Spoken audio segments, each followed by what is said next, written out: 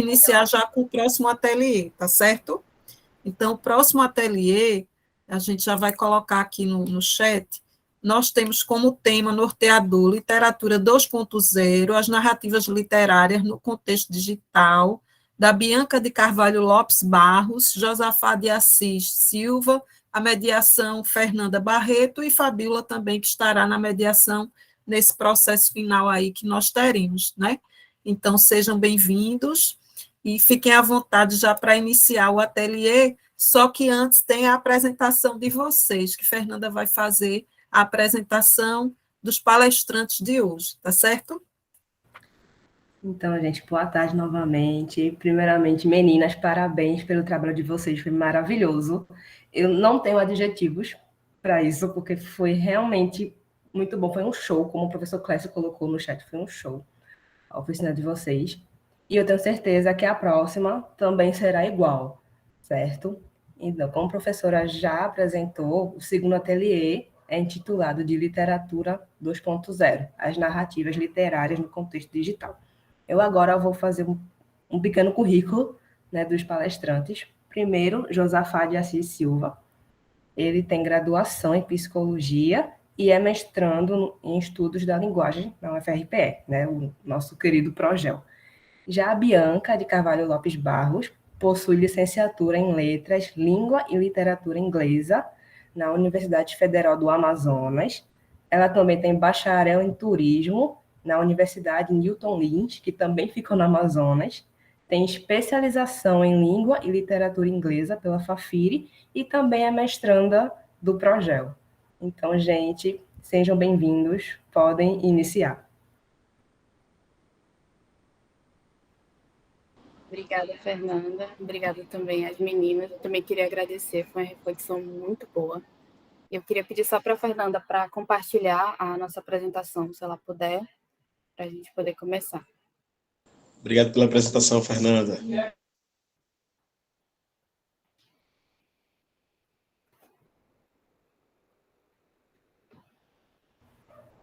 Vocês estão conseguindo ver na tela? Sim, está aparecendo. Pronto. Eu vou colocar aqui em modo apresentação e vocês me dizem se vai ficar em tela cheia. Então, Pronto, ficou? tem tela cheia. Sim, sim. Certo.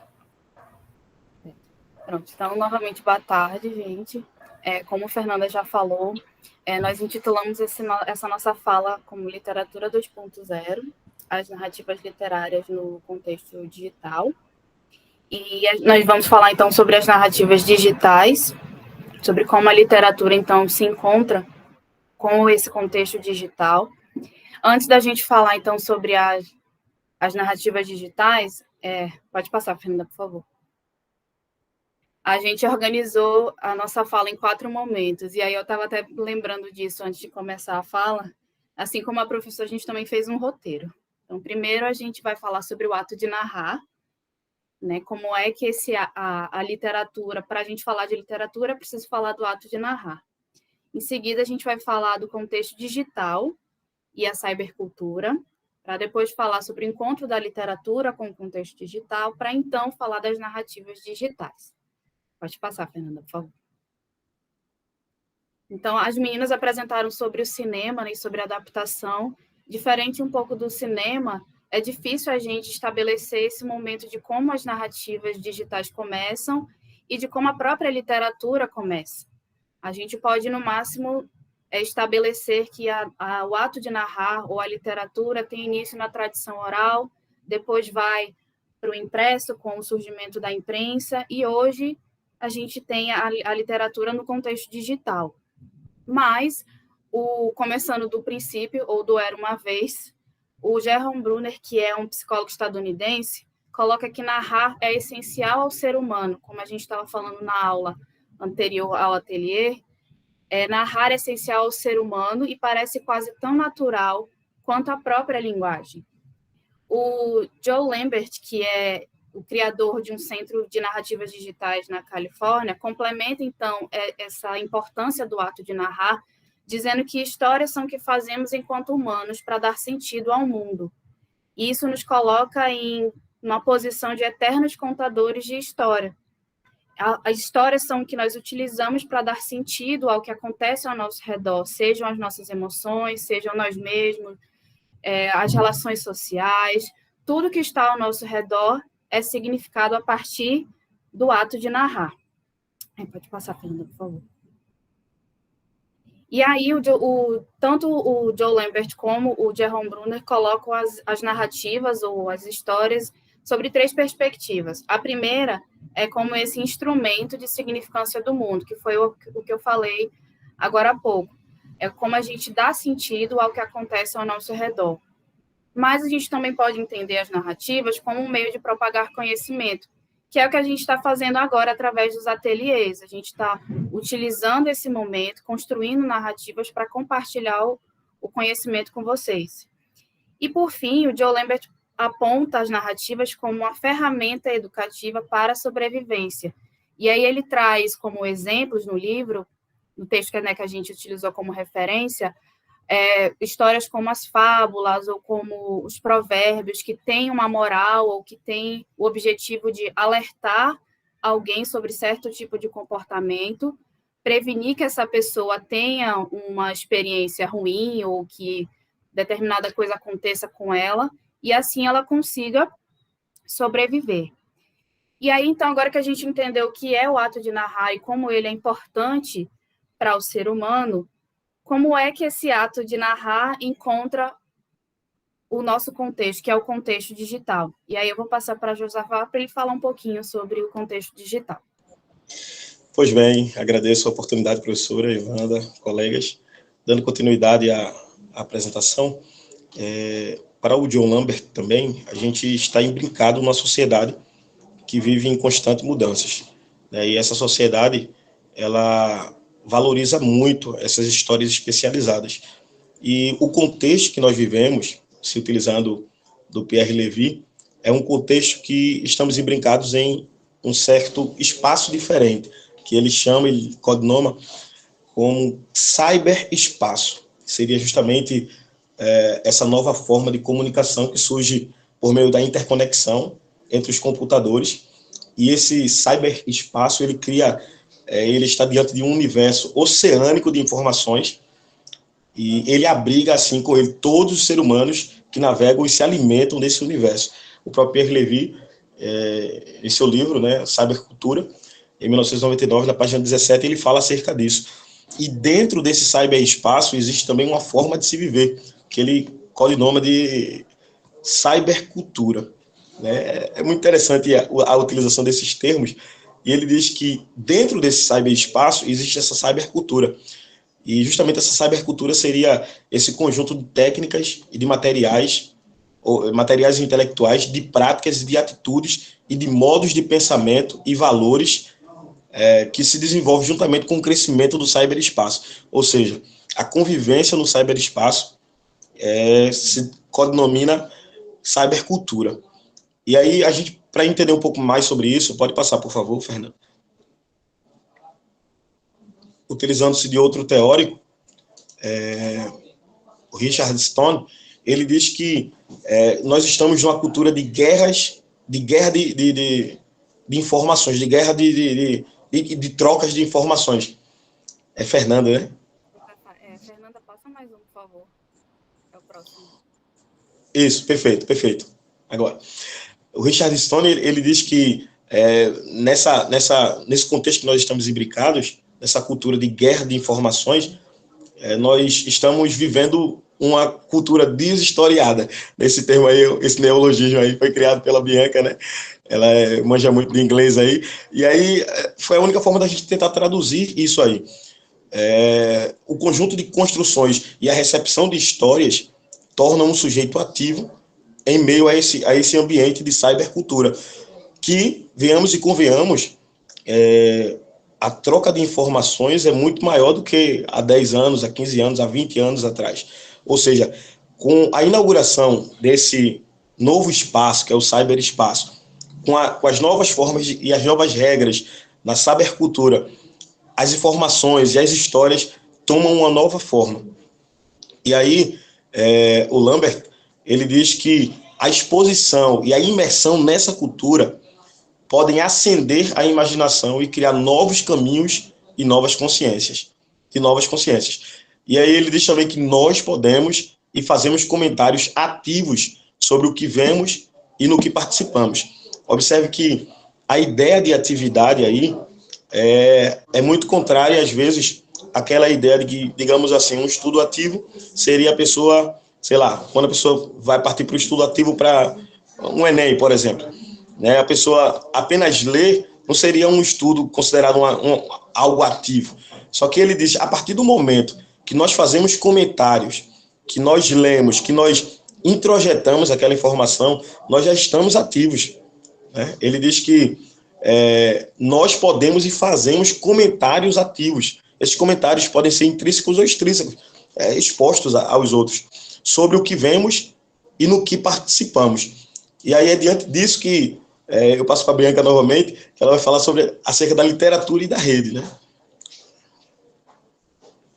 Pode passar, Fernanda, por favor.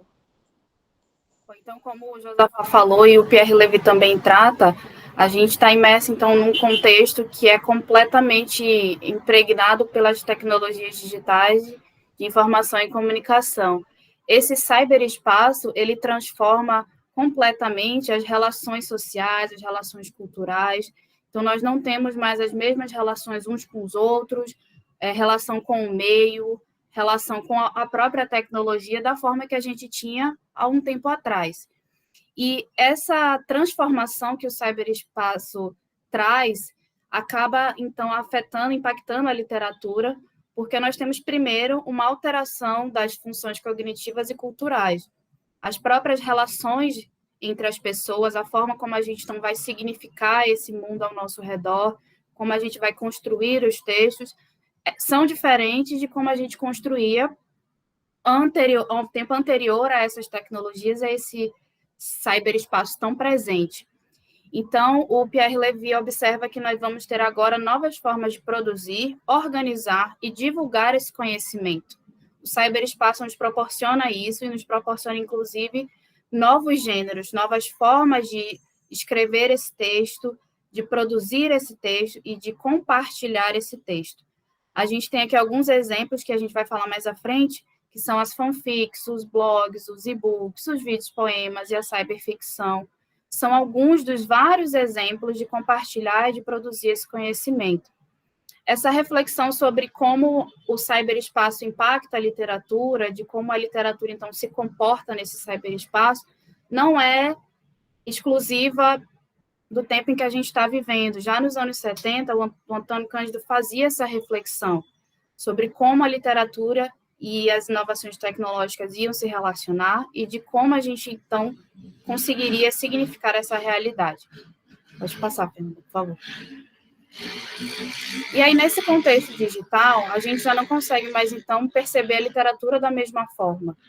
No entanto, a gente ainda tem a leitura, continuando com um papel muito importante. Porém, essa leitura ela não se dá da mesma forma que se dá, por exemplo, com o livro, com o material impresso. No contexto digital, é exigido do residente digital uma nova postura e novas habilidades para que ele possa, então, atuar nesse meio, que ele possa acessar o texto. Isso não vai do simples ato de abrir uma página de uma rede social ou de abrir um determinado arquivo. Até no ato de manusear o dispositivo digital, ele precisa ter algumas habilidades. E aí, então, o acesso ao texto, a leitura desse texto quando ele filtra as informações que chegam até ele, isso tudo o cyberespaço exige do residente digital.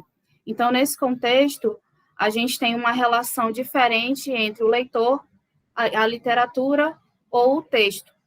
Nesse contexto, as experiências do leitor, as expectativas dele com relação a esse texto são consideradas desde a produção do texto.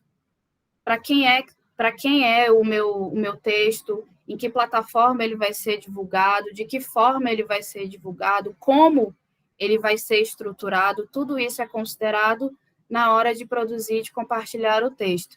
E aí o Pierre Levy também observa que, nesse contexto, a obra literária está muito mais próxima de nós. Ela está ao alcance da mão. Nós participamos dela, a transformamos e somos, em parte, seus autores, que acaba dialogando com o que eu acabei de dizer. O leitor é considerado agora, ele não é mais apenas um mero espectador, ele também participa no processo de construção do texto. Aí pode passar de novo, por favor, Fernanda. E aí, como eu falei, a literatura não pode mais ser vista da mesma forma que ela era vista antes dessa imersão e antes desse impacto profundo que o contexto digital traz para a literatura. A Santaella pontua que é importante que a gente reflita sobre a literatura, como é que ela se comporta, como é que ela pode ser apresentada nesse meio, e que a gente precisa, então, revisar e expandir esse conceito de literatura, considerando agora esses textos que nascem no cyberespaço, que seria justamente a literatura digital. Só que ela observa que os textos que estão no contexto digital não são todos iguais, porque existem os textos que nascem no cyberespaço, existem aqueles que são transpostos do impresso para o digital, e ela ainda fala de um outro tipo de literatura, que é aquela que é performatizada no computador e então impressa em papel. E aí, quando eu estava discutindo com o Josafá sobre isso, sobre esse texto, a gente estava falando assim, que ainda que o autor, né, o criador do texto, tenha um processo manual, em algum momento esse texto vai ter um contato com o digital. Pode ser no suporte, ou pode ser, como ela fala, essa literatura que é performatizada no computador e depois impressa no papel. Hoje é muito difícil a gente escapar do meio digital. Então, com a literatura não vai ser diferente. Em algum momento, ela vai ter esse contato com o digital. E aí, a Santaella complementa dizendo que o contexto da literatura digital não pertence à galáxia do Gutenberg, mas sim ao mundo das redes e das mídias programáveis. Pode passar, Fernanda, por favor. E aí a gente se pergunta, então, mas então toda a literatura que está no meio digital pode ser considerada narrativa digital? Todo o texto que está ali é narrativa digital? Como a gente viu com a Santaella, não. Existem diferentes textos, o que nasce no digital, o que é performatizado, ou o que é transposto para o digital. O Joe Lambert diz que 20 anos após a revolução digital, faz algum sentido a gente se perguntar se narrativas digitais são qualquer histórias contadas por um computador? É mais fácil, na opinião dele, se perguntar que história hoje, que narrativa não é intermediada por um suporte digital. Passa mais uma vez, Fernanda, por favor. Embora não seja tão fácil definir as narrativas digitais, eu achei essa imagem, eu sei que está em inglês, mas que ela ilustra basicamente o que são e o que não são as narrativas digitais. E aí, começando desse canto esquerdo, do canto superior, diz que as narrativas digitais não são sobre ferramentas, mas sobre habilidades. Não são sobre substituir as narrativas analógicas, mas sobre transformar histórias. Não são sobre contar uma história isolada, mas sobre compartilhar e conectar experiências e perspectivas com a comunidade. E aí, no canto superior direito, ele começa dizendo que não são sobre transferir o conhecimento, mas sobre ampliar as nossas vozes. Não é sobre criar mídia, mas sobre criar significado. E aí finaliza dizendo que não é sobre contar uma história, mas é sobre contribuir e colaborar com os outros. E como eu falava na aula passada, o que é muito interessante das narrativas digitais é, primeiro, esse aspecto colaborativo. Segundo aspecto que, pelo menos para mim, é bem destaque, é que você não conta a história digital, você não cria uma narrativa digital para você, é para compartilhar com os outros. E o terceiro aspecto que eu acho importante é quando ele fala que não é sobre substituir as narrativas analógicas, então, que acaba remetendo àquela discussão que a gente tem muito hoje, o livro eletrônico, o livro digital vai substituir o livro impresso. Então, a discussão não deveria ser essa, mas sim que a gente está transformando histórias, compartilhando conhecimento. Passa de novo, por favor, Fernanda. E aí o Joe Lambert, que foi uma das grandes referências que a gente utilizou para falar sobre narrativas digitais, como eu falei, ele tem um centro de narrativas digitais na Califórnia, ele é o fundador e o presidente desse centro, e esse centro promove workshops de construção de narrativas digitais. E aí o processo de construção já é colaborativo, porque ele tem início com um círculo, ele diz que coloca as pessoas em um círculo, as pessoas compartilham seus textos e uma vai ajudando a outra a construir as narrativas. Ele estabeleceu 7 passos, que também estão relacionados com 7 elementos que ele considera elementos das narrativas digitais. O primeiro deles é reconhecer as ideias. Reconhecer o que se destaca na narrativa que você quer contar.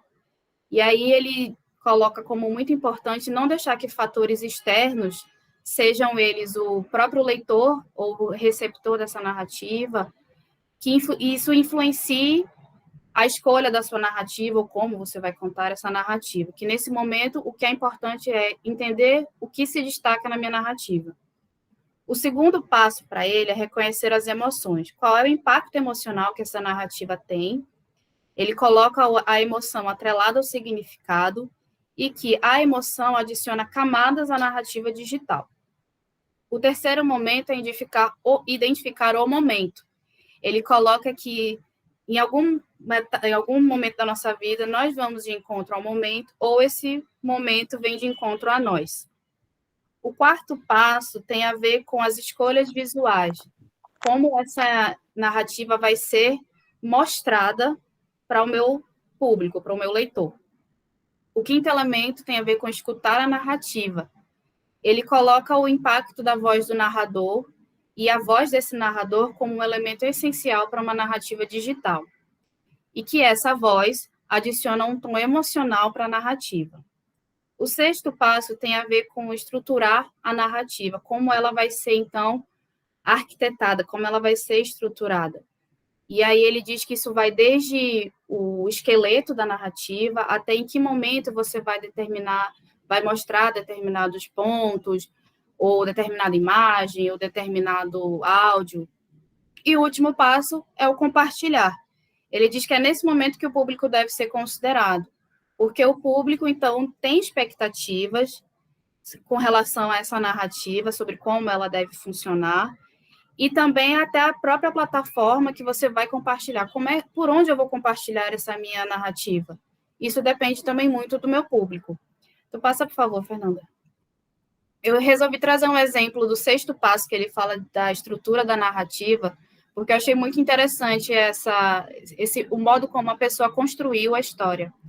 Essa história é da Lina Rochino, que participou do workshop que ele promoveu, e a história que ela queria contar era sobre a evolução do nome em chinês e japonês, relacionando com a ocupação japonesa e a guerra civil em Taiwan. Então, ela resolveu pegar o retrato desse líder do Partido Nacional, mas ao invés de mostrar o retrato por completo, ela resolveu quebrar esse retrato em partes. A primeira imagem que ela mostrou é essa da medalha, o destaque da medalha. Em seguida, ela mostrou essa imagem do punho cerrado, apoiado na perna. A terceira imagem é a mão segurando o cabo da espada. Depois dessa foto de perfil e um pouco do busto, mas com uma certa distância, para a imagem já mais próxima ao rosto e, por fim, o retrato do líder do Partido Nacional. Eu quis trazer esse exemplo da estrutura de narrativa porque foge muito do convencional. Para contar uma história de evolução do nome, ela pegou uma figura simbólica relacionada ao que ela queria contar, mas ela não mostrou o todo, ela foi mostrando por etapas até chegar no retrato. Passa de novo, Fernanda, por favor. E aí a gente chega, então, nos exemplos. Esse exemplo a professora compartilhou com a gente na última aula, que é o Literatura Digital, e é um repositório de vários projetos, alguns deles sobre microcontos e outros sobre hipercontos. São muito interessantes os projetos. A gente deu uma olhada. Tu vai passar, Fernanda. O outro exemplo que a gente trouxe são os podcasts. No caso, eu trouxe 3 exemplos do Spotify, mas a maioria das plataformas de streaming de música tem os seus próprios podcasts. O primeiro é um exemplo de contos. Eles transmitem, então compartilham as versões originais de histórias que a gente já conhece. É muito interessante esse programa. O segundo está em inglês, mas são histórias de mistério ou crimes que aconteceram na vida real. E o último é um projeto de um brasileiro, e tem histórias originais e tem também histórias que a gente já conhece, ou talvez não, mas que são compartilhamento, é um canal para compartilhamento de histórias. É muito interessante esse do contador de histórias. Passa de novo, Fernanda. Outro exemplo que eu trouxe são as fanfics. Hoje em dia, as fanfics é uma das grandes referências de gênero, né, das narrativas digitais, mas elas não têm início no meio digital. Eu trouxe um exemplo de uma fanfic que iniciou como revistinha, que é essa Spocknalia. É uma revistinha dos anos 60, e ela tem como base a série Jornada nas Estrelas, ou Star Trek. E essa revistinha, então, reunia essas histórias escritas pelos fãs e incluía em algumas edições entrevistas com o elenco, ou fotos, seja dos personagens ou do próprio elenco. E esse segundo exemplo é uma fanfic que já é no meio digital, baseada em Harry Potter. Normalmente, essas sagas de livros, ou filmes, ou séries, são grandes fontes de inspiração para as fanfics. E aí, as duas plataformas que são mais conhecidas no meio digital são essa do Wattpad e a do fanfiction.net. Passa de novo, Fernando, por favor. E aí, a gente chega nos e-books, né, que são os livros eletrônicos. Eu trouxe um exemplo de um e-book que, de uma certa forma, se conecta com fanfic, porque a autora é brasileira também, ela mora nos Estados Unidos e ela tem uma grande afinidade com a cultura asiática. E eu acredito que se liga com fanfic, porque quando eu estava pesquisando sobre ela, alguns vídeos ela compartilhou que ela gosta de artes marciais, ela gosta de K-pop, que é o pop coreano, ela gosta dos dramas coreanos, então eu acredito que muito disso acabou servindo de inspiração para os livros dela. E aí eu trouxe a sinopse desse livro, que se chama Um Idol no Meu Sofá. Idol é como a gente chama... Eu falo a gente porque eu acabei entrando nesse universo também. É como são chamados os artistas de K-pop. E aí, nesse livro, ela fala, então, sobre uma musicista. Acabei me denunciando mesmo, eu gosto de K-pop, eu admito. Ela é uma musicista que acaba virando babá de um idol, ou de um artista de K-pop. E aí eu trouxe a sinopse bem curtinha, só para a gente ter uma ideia do que se trata o livro. A sinopse diz assim: tocar piano até os pulsos latejarem e lidar com os calos nas pontas dos dedos eram as únicas preocupações que Maite queria na vida. Até Eric aparecer. Quando tudo parece calmo demais, um acidente acaba mudando as circunstâncias, fazendo com que os dias tranquilos da musicista se tornem cada vez mais caóticos e imprevisíveis. Ao virar babá de um idol de origem duvidosa, Maite acaba descobrindo que, além das teclas e partituras de Chopin, existe um grande amor à sua espera. E aí entra a história da inspiração, né, do gosto pessoal da autora. Tem outros livros. Esse livro eu me deparei no Instagram. Então, se a gente for olhar no Instagram, tem muitos livros que estão sendo escritos hoje para o meio digital, baseados em artistas, não necessariamente coreanos, mas diversos artistas ou diversas outras obras que acabam virando livros eletrônicos. Tu passa de novo, por favor, Fernanda. E aí, me denunciando de novo, eu trouxe outro exemplo relacionado à cultura coreana, que são os webtoons. Os webtoons são quadrinhos do formato digital. E hoje existem plataformas, existem sites e aplicativos que armazenam e compartilham esses webtoons. Diferentes do mangá, por exemplo, o formato do webtoon é feito para o celular. Então, o quadrinho ele é organizado de forma que você consiga mover o seu dedo e você conseguir visualizando a história, como um rolamento, acho que seria a palavra, né? Num rolamento infinito.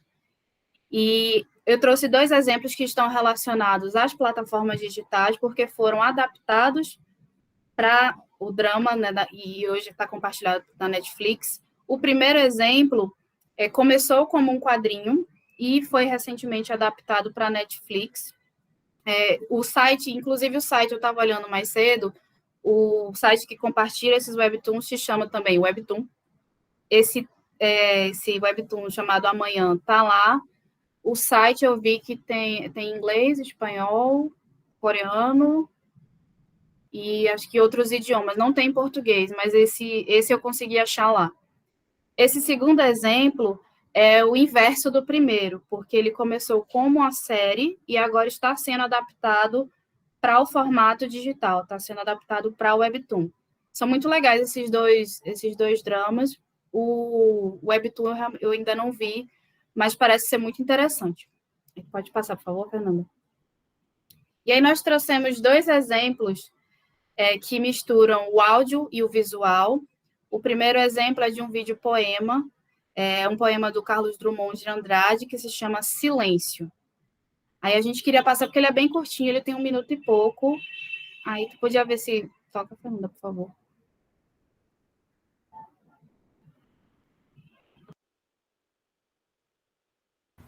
Só 1 minuto, gente, rapidinho.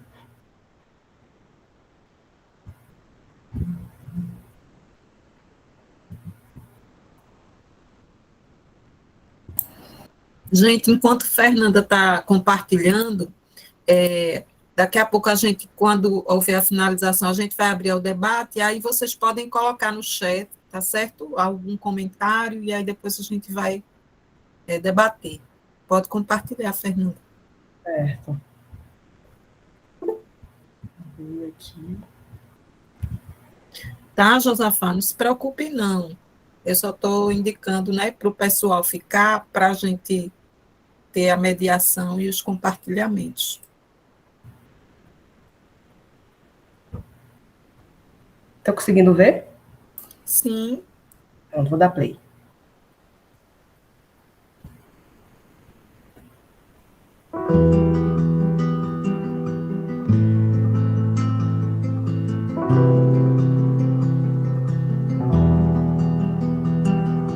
Hoje não quero pensar, desejo silêncio, silêncio dentro de mim, dentro de mim.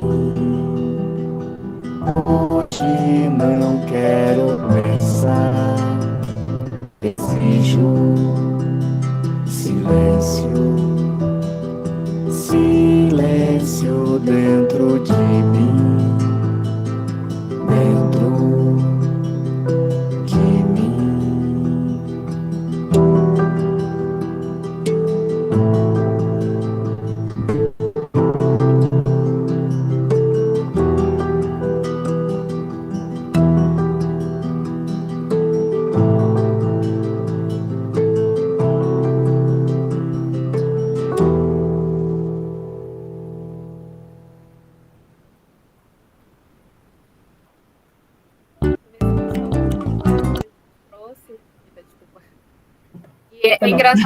É interessante porque o título do poema é Silêncio e é uma versão musicalizada e audiovisual de um poema que se chama Silêncio. Mas é uma forma também de narrativa digital. E o outro exemplo que a gente trouxe, que eu vou pedir para a Fernanda colocar também, é a websérie que eu comentei mais cedo, que se chama O Diário de Lizzie Bennet, que é uma adaptação de Orgulho e Preconceito. Ela foi lançada no YouTube em 2012 e foi a primeira websérie que era uma adaptação de uma obra literária que já é famosa. Deixa eu só, a propaganda sempre se mete nos vídeos. Normal. E aí a gente trouxe o primeiro episódio, aí só para contextualizar a websérie. A websérie, então, é centrada na personagem da Elizabeth Bennet, que é a personagem principal de Orgulho e Preconceito. E aí, nessa adaptação, ela é uma estudante de comunicação. E os vídeos, a série inteira, é um projeto que ela está desenvolvendo para apresentar no curso, que é sobre... Eu estava relendo aqui o livro rapidinho, inclusive eu trouxe para mostrar o livro, professora, esse aqui o livro, que foi feito. O livro foi feito a partir da websérie, e aí no livro ela conta que ela é estudante de comunicação e ela paga uma cadeira que é de comunicação em massa, centrada em novas mídias, e ela desenvolve essa websérie, esses vídeos como um projeto final da disciplina. E aí nesse primeiro vídeo, então, ela está apresentando o projeto, e a gente queria passar rapidinho para vocês terem uma ideia de como é a série.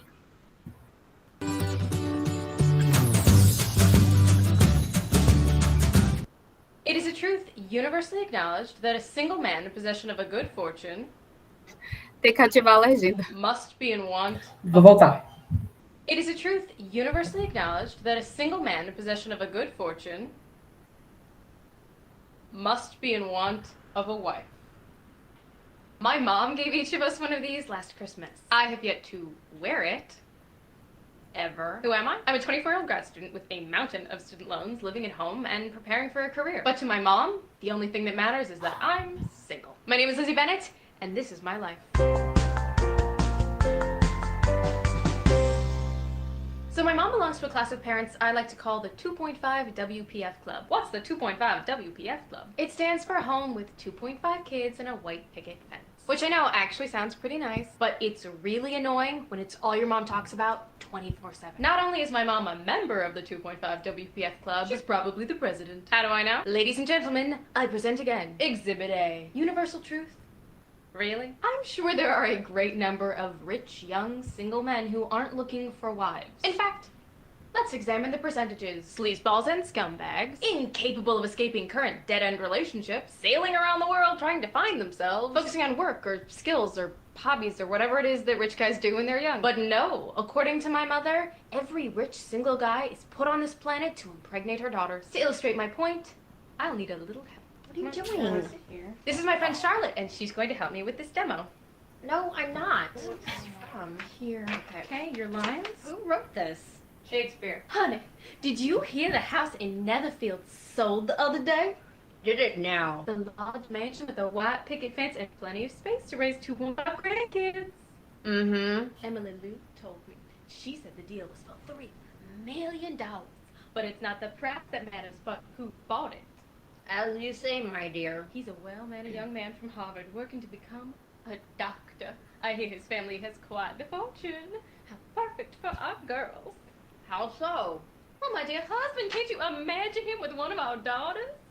I find that rather difficult since I have yet to meet this young man. And you must go meet him at once. Welcome him to the neighborhood. I will bake a pie. Let him know about our 3 eligible young daughters who are in desperate need of a rich, single man. Look, I'm all for rich, single guys, but who's my mom to tell one of us who to marry? What if he's gay? What if he's a serial killer? What if he's a gay serial killer? I've got other things to worry about. It's not like we're all gonna put our lives on hold because some rich, single guy dropped from the sky. Lizzie, did Mom tell you about who just bought that mansion in Netherfield? Haven't heard a word about it. So this... What do you guys see? Making a video. Everyone, this is my sister, Lydia.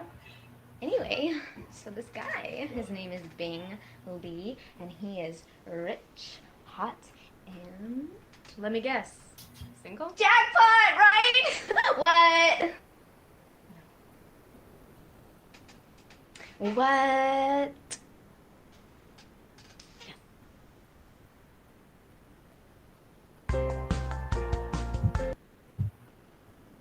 Esse é só o primeiro episódio.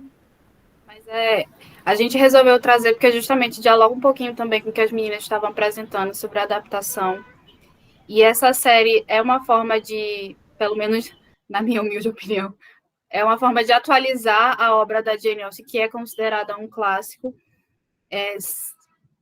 mantendo os elementos da história, mas sem deixar de descaracterizar o texto da Jane Austen. E aí a gente agora vai caminhando para o final, né, da apresentação. É uma série muito legal, né? Depois, quem quiser olhar no YouTube, é muito interessante. E tem outras, assim como The Lizzie Bennet Diaries, tem, da Jane Austen tem Emma e tem Sanditon também. E hoje o YouTube tem as suas próprias séries originais. Mas a gente trouxe essa justamente porque faz esse diálogo, né, entre as plataformas, entre as diferentes linguagens, e aí, como eu compartilhei na aula antes, saiu de foi uma adaptação de uma obra considerada clássica e acabou se transformando em livro, então foi uma adaptação de uma outra adaptação. E aí, para finalizar, a gente então faz o diálogo das narrativas digitais com a educação. Então, como a Santaella apontou, e eu trouxe mais atrás, não tem como a gente entender literatura da mesma forma que a gente entendia antes. A literatura não se apresenta da mesma forma.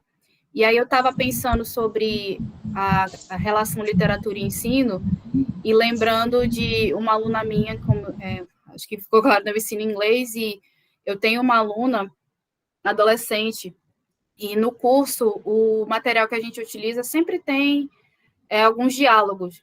E eu lembro que logo no início do curso, ela chegou para mim e falou assim, professora, a gente fez uma fanfic sobre os personagens do diálogo. Eu achei muito engraçado porque ela chegou do nada, eu não pedi texto, mas ela chegou para mim e disse, a gente fez uma fanfic. Eu disse, qual é a fanfic? Ela, então, o personagem tal, ele gosta da personagem tal. Só que ele é muito tímido, e aí ele está pedindo ajuda da outra. Eu achei aquilo tão engraçado, eu falei, meu Deus, do nada ela veio com uma fanfic sobre os personagens do livro. E aí eu usei esse exemplo porque, normalmente, quando a gente fala de literatura nesse contexto, na verdade, de um modo geral, existe uma máxima de que o brasileiro ou o jovem não gosta de ler. Só que quando a gente pensa nisso, de que o jovem não gosta de ler, normalmente se refere a livros, são livros que são considerados clássicos, ou livros que são considerados cânones. O jovem lê, sim. Essa mesma aluna, inclusive, numa outra aula, a gente estava falando sobre música, sobre livros, e eles tinham que justamente, perguntar uns aos outros, que livro você gosta, que filme você gosta, e ela mesmo chegava assim para mim, professora, a senhora gosta de livro, você conhece livro tal? Aí eu, sim, conheço. A senhora conhece filme tal? Conheço. Então, eles têm conhecimento, sim. Só que não tem como a gente entender e abordar a literatura, principalmente com esses jovens, da mesma forma. Eles leem, mas a gente precisa, então, revisitar a literatura e encontrar esse meio de aproximar essa literatura do nosso aluno. E aí eu queria passar para o Josafá para ele falar, então, de como a literatura encontra esses jovens e do que a gente pode fazer. Perfeito. E aí tem que ter uma certa sensibilidade. O Pierre Levy, ele diz que quando se trata de futuro, nós estamos em períodos de constantes mutações contemporâneas, de relações com o saber, né? E ele põe 2 marcos principais, que a primeira coisa é a velocidade do surgimento e a renovação de saberes. E a segunda coisa que ele diz é que trata-se de uma nova natureza do trabalho, um trabalho contínuo e de expansão. E ele diz que quando se trata desse universo de cyberespaço, o contato da literatura com essas novas formas de pensar, trata-se não mais de aprender, mas de transmitir saberes, compartilhar, produzir conhecimentos. E aí a gente nota que há uma transição, uma mudança, primeiro no sentido social, institucional, né? Há uma transição de uma educação formal, estritamente institucionalizada, ou seja, a escola, a universidade, para uma situação mais de troca, uma troca generalizada de saberes entre professores, entre alunos, e tudo isso imbricado no ensino da sociedade, por ela mesmo, de reconhecimento autogerenciado. Isso é o Levi-Strauss, é o Pierre Levy que diz, certo? E aí, além dessa mudança de institucionalização, essa mudança social, há também uma mudança no papel do professor, no papel do docente, né? O professor, ele passa de ser aquele detentor do conhecimento e tal, para ser um animador da inteligência coletiva, o termo interessante que ele utiliza, né? Um animador da inteligência coletiva dos grupos que estão a seu encargo. As suas atividades passam a ser centradas no acompanhamento e na gestão das aprendizagens. Parece até uma linguagem um tanto mais empresarial, né, e tal. Quando eu estava lendo aqui, eu tive contato, na realidade, com o Levi na outra disciplina da professora, e isso veio à tona para mim. É uma linguagem, parece ser mais institucionalizado no sentido de empresas e tal, porque um acompanhamento na gestão de aprendizagem, né, isso aí para a educação é meio que algo novo, tem que ser meio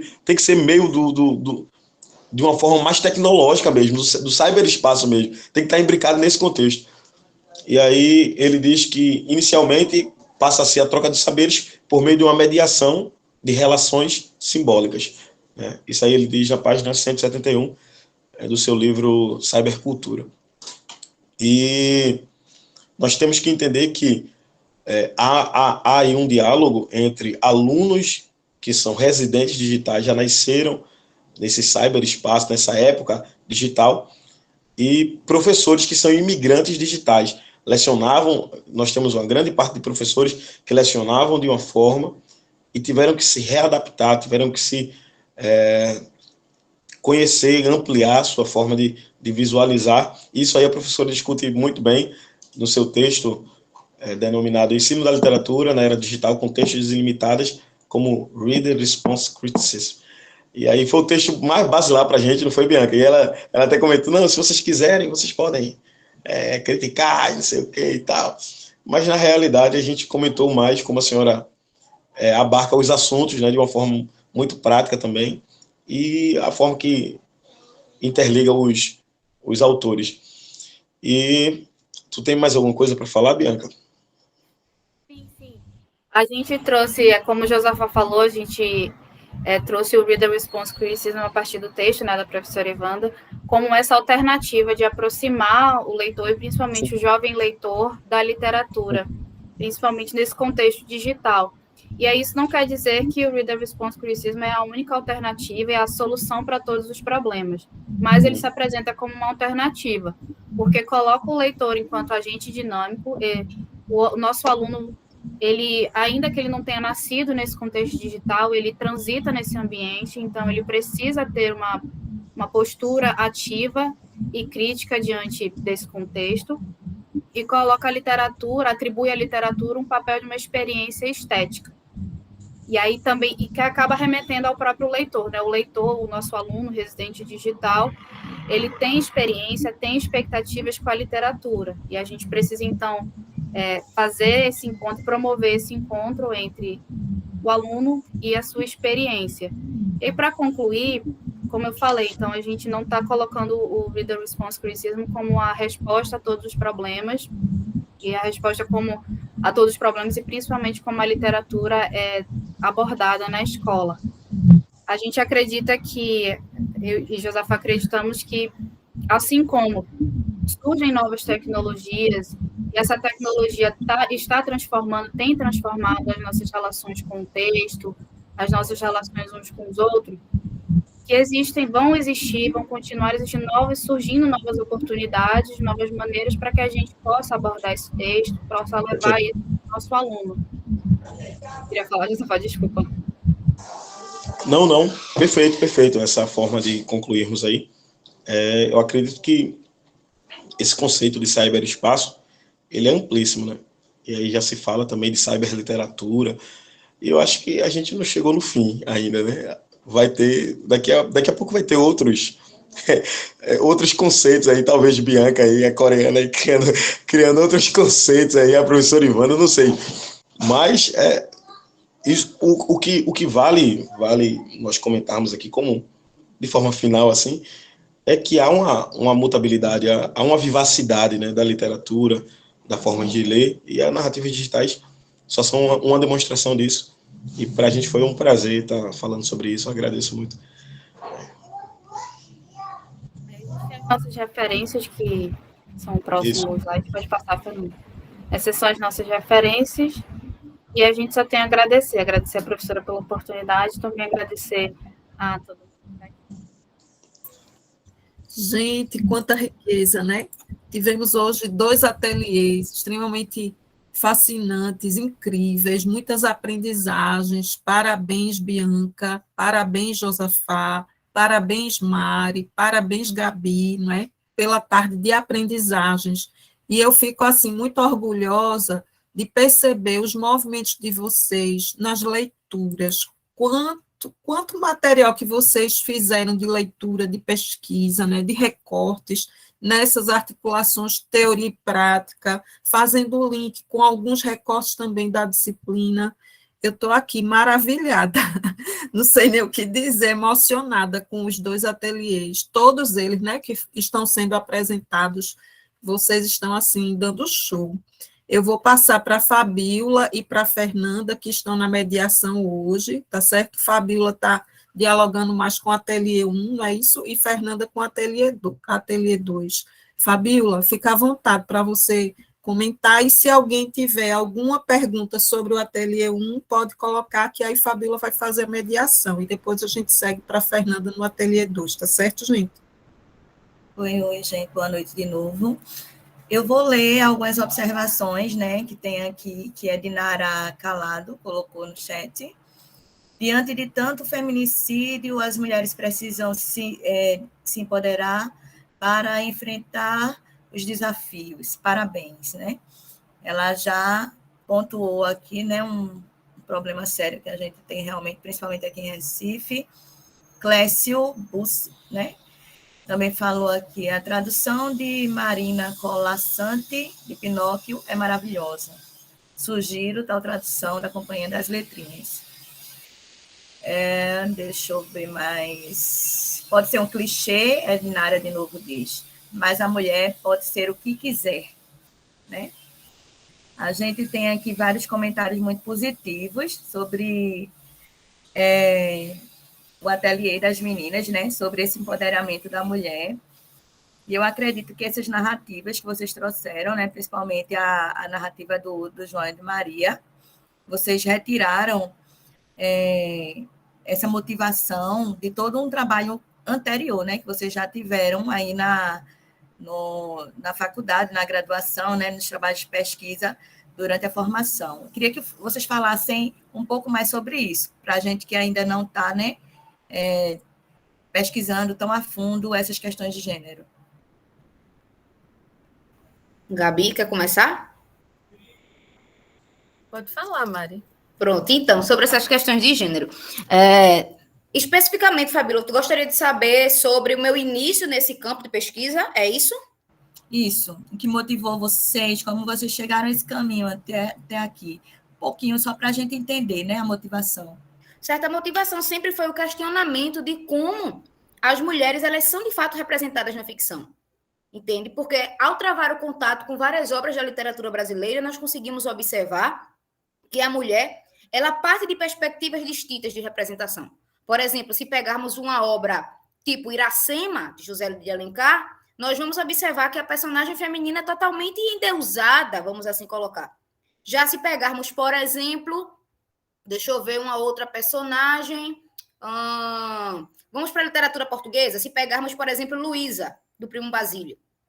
Nós já observamos que, apesar de ser uma personagem que tem fragilidades e tudo mais, mas já é uma personagem que se coloca, que busca realizar os seus desejos, bem como Madame Bovary, tá? Nessa obra também nós conseguimos observar esses traços. Então, a motivação é, de fato, conseguir perceber como essa mulher ela vem sendo representada na literatura. Já trazendo um gancho para a minha pesquisa, especificamente na literatura brasileira, porque a minha dissertação futura, no caso, também trará como abordagem essa representação da personagem feminina ao longo de 3 gerações da literatura brasileira, tá? Então, a motivação foi justamente essa. Quando eu comecei a pesquisa nessa área de gênero, foi tudo assim muito novo. Gabi lembra desse percurso, porque no segundo período foi essa loucura que a gente começou a vivenciar esse mundo, esse universo aí. Então, no segundo período, estava eu lá lendo Butler, sem entender praticamente nada, mas deu certo, né? Então, a partir dessas leituras, desse amadurecimento, a partir das construções também vivenciadas nas disciplinas aqui do mestrado, é que a cada dia nós vamos aprimorando esse estudo e, sobretudo, trazendo a mulher da literatura, tanto a mulher que escreve quanto a mulher que é escrita na literatura, em evidência. Então, é basicamente isso. Eu respondi, Fabíola, a tua pergunta? Muito bem. Fiquei fascinada e, principalmente, motivada, né, para estudar com vocês cada vez mais. Maravilha, parabéns, queridas. Muito bom o ateliê de vocês. Muitas ideias foram surgindo, né?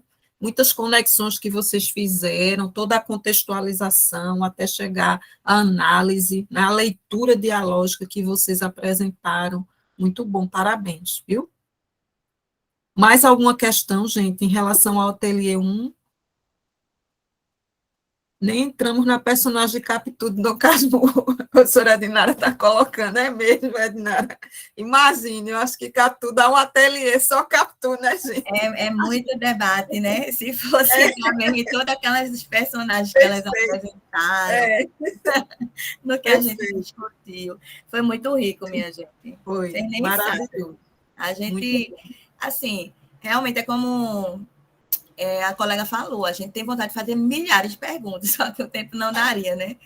Mas que a gente está com aquele burburinho por dentro, querendo saber mais sobre essa pesquisa de vocês. Estamos. Maravilha. Fernanda, querida, vamos ao ateliê 2. Alguns Vamos. comentários. Então, gente, só tem comentário positivo mesmo, né? Porque, com razão, que foi uma temática maravilhosa. Vocês trouxeram bases teóricas incríveis, vocês trouxeram também novas perspectivas de como aplicar isso na educação. E eu tenho uma pergunta simples. Como é que a gente poderia aplicar esse tipo de narrativa na escola pública? Porque a gente sabe que a escola pública tem muitas deficiências assim, tecnológicas, não só dentro do ambiente escolar, mas na casa dos alunos também, né? Então, como é que a gente poderia facilitar esse acesso aos alunos? Josafá quer responder? Tanto faz. Acredito que hoje em dia, Fernanda, é claro, né, considerando a realidade do aluno público, a gente tem uma grande defasagem de material, de várias coisas, né? Porém, temos várias coisas que fazem também parte do contexto do adolescente, do jovem, digamos assim, que servem também como construções de narrativas sociais, né? Se não me falta a memória, a professora citou o TikTok, alguma coisa assim, né? E aí, eu acho que todos os adolescentes, todos os jovens já ouviram falar, pelo menos, ainda que a gente não tenha a questão prática, né? Porque aí envolve praticamente todas essas construções narrativas, envolve, querendo ou não, um certo tipo de recurso, né? Mas a gente pode abordar isso aí. Agora, trabalhar, de fato, talvez, eu acho que, assim, aqui menos custa, assim, digamos assim, e menos necessita de recursos, já sem televisão, sem não sei o que, sem não sei o que, pelo menos vai ter um caderno e vai ter uma caneta. Então dá para construir fanfic, dá para construir, entendeu? Dá para fazer esse tipo de coisa, né? Que é mais manual, assim. Bianca, eu não sei se contemplei tudo aí, se quiser complementar, assim. Eu ia só comentar, os exemplos, né, que Conceição trouxe no ateliê que ela apresentou, tantos projetos que ela desenvolve com os alunos, integrando outras disciplinas, outros professores. Eu lembro que ela mencionou uns para construir quadrinhos, né, que os alunos construíam quadrinhos. Teve outra atividade que ela promoveu que trazia os autores locais para a sala de aula. Então, às vezes, não necessariamente usando o suporte digital. Nem todos os alunos têm, e nem todas as escolas, né, têm os suportes adequados para a gente trabalhar com as narrativas digitais. Mas até mesmo com o papel, como o Josafá mesmo pontuou, a gente pode construir algo. Porque como a Santella pontuou, né, não necessariamente narrativa digital é algo que nasce no digital. Mas em algum momento vai ter esse contato com o suporte. Eu lembrei, gente, da aula de hoje, que a gente estava refletindo, de alguns autores que eu trouxe, que colocam que somos seres narrativos, né? Então, a arte de narrar já faz parte, vamos dizer, do nosso cotidiano.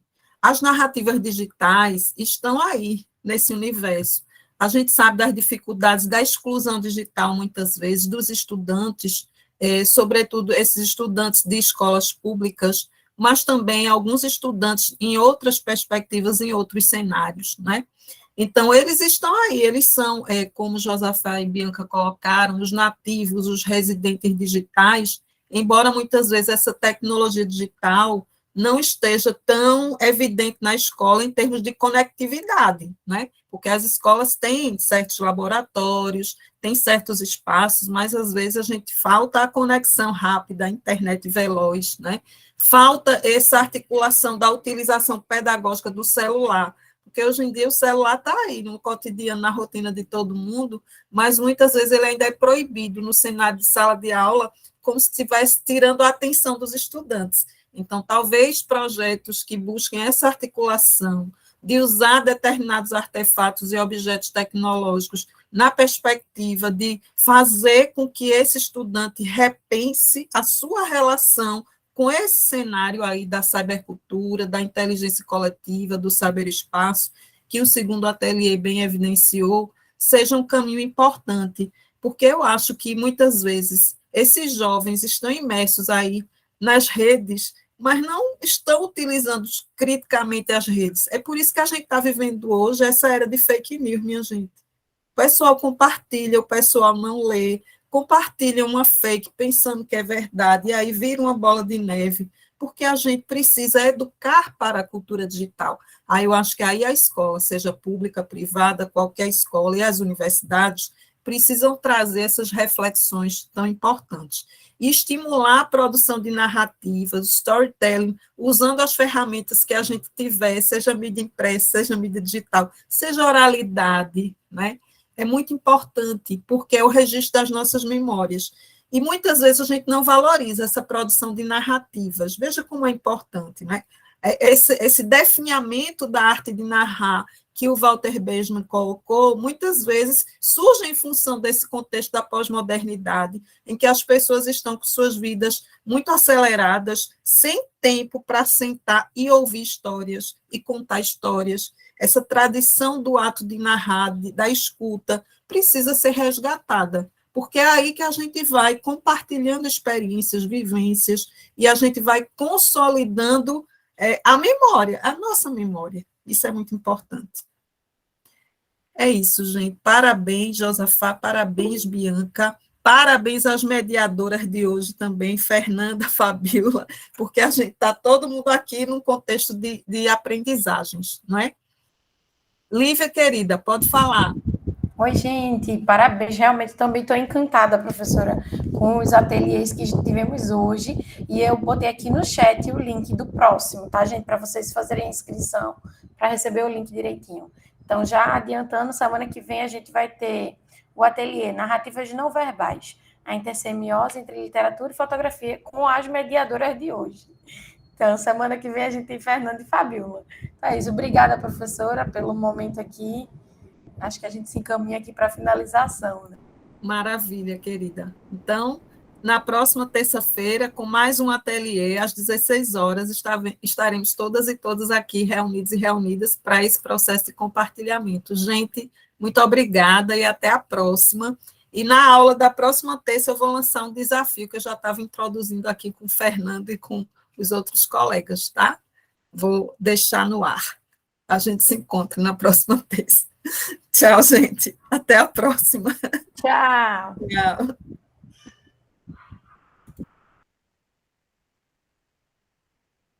Ô, professora,